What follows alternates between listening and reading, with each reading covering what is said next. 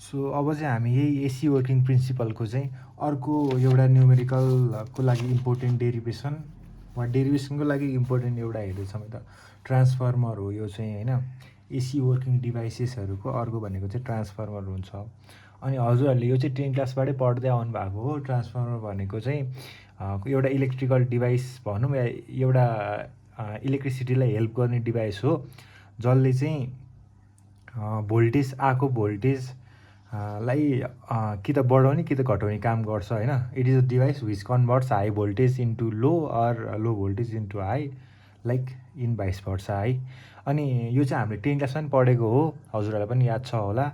अनि so like it consist of 2 coils, primary coil and secondary coil. अनि primary भनेको input is given to it, प्राइमरीमा input given गरिन्छ भने सेकेन्डरीमा from which output is taken.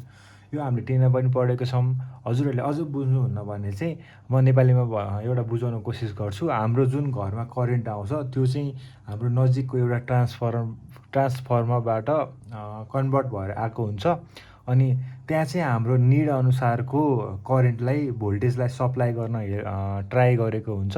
Like अब इन्डस्ट्रिजतिर जाने जुन त्यो भोल्टेज हुन्छ त्यो चाहिँ हाम्रो नर्मल सानो भोल्टेजलाई यो अपलिफ्ट गरेर होइन अनि स्टेप अप गरेर त्यसलाई हाई भोल्टेज बनाएर पठाएको हुन्छ भने हाम्रो जुन घरमा आउने छ त्यसलाई चाहिँ हाई भोल्टेजलाई लो भोल्टेजमा स्टेप डाउन गरेर पठाएको हुन्छ। यो हामीले 10मा पनि पढेको छौँ, जस्ट मैले रिभिजन मात्र गरेको है त। So it works on the principle of mutual induction. यसको प्रिन्सिपल पनि लेख्दाखेरि यो भइहाल्यो। अनि हामीले यसको फिगर हेर्दाखेरि चाहिँ यसको कन्स्ट्रक्सन कसरी गरिन्छ भन्दाखेरि एउटा जस्ट एउटा सफ्ट आइरन बनाउने, एउटा सिट बनाउने, झ्याल बनाएको जस्तो। अनि त्यो झ्यालमा चाहिँ यतापट्टि थोरै नभए यतापट्टि धेरै, यतापट्टि धेरै नभए यतापट्टि थोरै वायर रन गर्ने, रोल गर्ने। अनि यहाँबाट एसी करेन्ट दिने। अनि आइपी, इपी, एनपी। इपीले चाहिँ के इएमएफ डिनोट गर्छ भने प्राइमरी कोइलको, एनपीले चाहिँ नम्बर अफ टर्न्स डिनोट गर्छ। त्यसै गरी यतापट्टि इएस भनेको इएमएफ अफ सेकेन्डरी कोइल अनि एनएस भनेको number of turns of secondary coil भयो। अनि यहाँबाट R1 भने रेजिस्टेन्स निस्किन्छ अनि आउटपुट निस्किन्छ है। यो चाहिँ फिगर भयो। अनि हामीले यसलाई नै डिस्क्राइब गरेको छौँ। It consist of 2 coils that is primary coil and secondary where input AC source is given and secondary coil gives the output where load resistance is corrected, insulated from each other, bounded in thin sheets of soft iron according to the need of the transformer. The number of turns in the coil is adjusted. यो बुझ्नु होइन। अब हामीलाई main बुझ्न जरुरी चाहिँ के छ भन्दाखेरि थ्योरी छ क्या।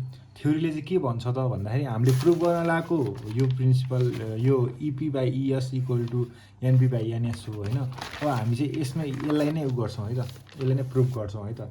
सो अब हेरौँ हामी फर्स्टमा के गर्छौँ भन्दाखेरि हामी फर्स्टमा थ्योरी लेख्छौँ एज यु क्यान सी है। अब यसमा चाहिँ हामी लेट अलिकति क्लियर देखेन कि के हो है, मेरो हात चाहिँ अलि यता सारौँ है त हो। अब लेट एनपी किन अप्ठ्यारो भइरहेछ यहाँ।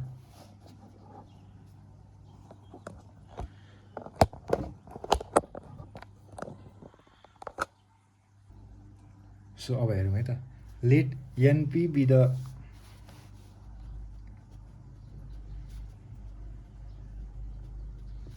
number of turns in primary coil अनि having EMF, EP and magnetic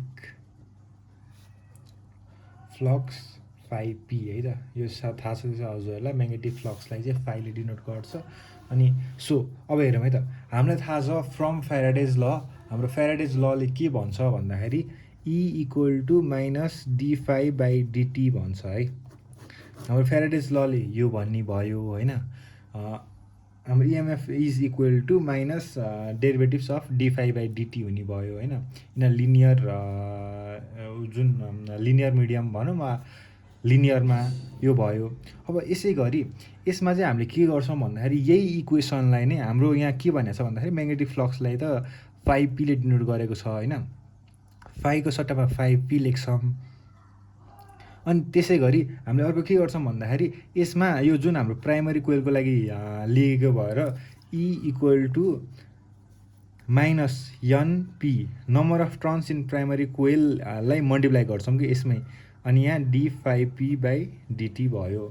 बुझ्नुभयो हजुरहरूले? मैले यहाँ के गरेँ भन्दाखेरि यसलाई मल्टिप्लाई गरेँ, यो के अरे प्राइमरी कोइलमा गरेको भएर हामीले यो फ्याराडेज लमा नै यसलाई मल्टिप्लाई गरेको, त्यही भएर यो इक्वेसन आई भयो। अब सिमिलरली हामीले यो फर्स्टको जसरी सेकेन्डको पनि लेख्छौँ। अनि सेकेन्डको इक्वेसन के हुन्छ भन्दाखेरि E इक्वल टु सरी यहाँ EP हुन्छ है, EP ES equal to minus NS into d∅s/dt हुन्छ। यो हाम्रो इक्वेसन आई भयो। सजिलो छ क्या हजुरले बुझ्नुभयो नि, यो सजिलो छ।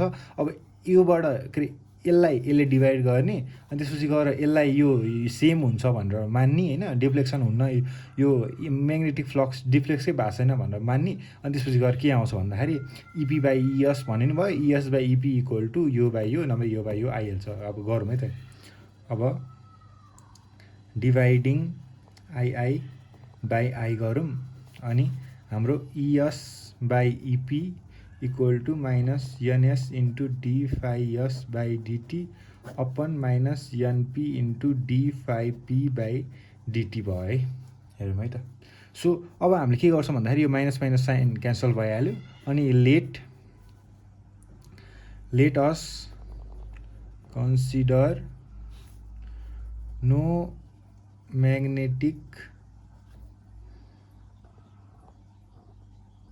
magnetic flux is deflected or leaked. So magnetic flux leaked भएन भनेपछि यो इक्वल टु यो भयो भनेपछि यो काट्यो नि त होइन, भनेपछि हाम्रो के आयो ES/EP इक्वल टु NS/NP आयो। यसरी भयो। यसरी हाम्रो यो एउटा इक्वेसन 3 प्रुफ भयो है। अब यो सँगसँगै हामीलाई अर्को पनि के इम्पोर्टेन्ट छ भन्दाखेरि इफिसियन्सी इम्पोर्टेन्ट छ के। इफिसियन्सीको फर्मुला के हो त भन्दाखेरि हामीलाई यो भनेको इफिसियन्सीको साइन भनेको इटा हुन्छ होइन। अनि इटा इक्वल टु के हुन्छ भन्दाखेरि हाम्रो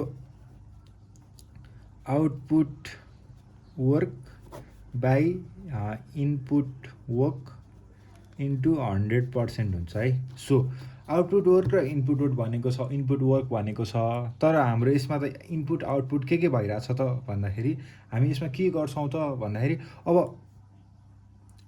आउटपुट हाम्रो प्राइमरी कोइलले भनेको लिने काम गर्छ, सेकेन्डरी कोइलले दिने काम गर्छ भनेपछि आउटपुट केबाट हुने भयो त भन्दाखेरि सेकेन्डरी कोइलबाट।